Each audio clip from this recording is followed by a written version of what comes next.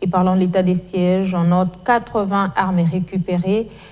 7 combattants des groupes armés Nyatura appellent ces capturés. 6 FDLR rendus et un sujet burundais. C'est donc le bilan à mi-parcours des opérations militaires menées dans le territoire du Massissi depuis le 20 juin dernier dans le cadre de l'état des sièges. Ces armes et munitions de guerre ont été présentées ce samedi à Goma au gouverneur militaire de province, Constant Dimba, par les commandants des opérations Sokola 2.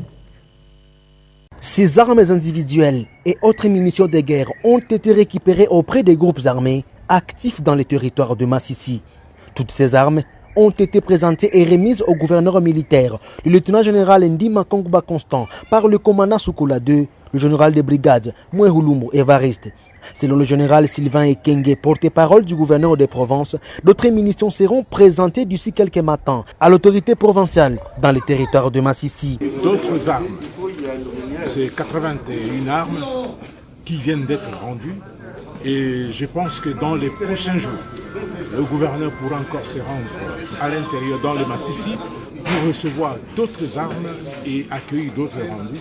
C'est pour dire que le secteur opérationnel Sokola de Nord-Kivu abat un travail de qualité sur le terrain. Et si nous avons ces armes, si nous avons ces rendus, c'est que la pression militaire est intense sur le terrain. Et c'est ce qui arrange le travail fait dans le cadre de l'état des sièges.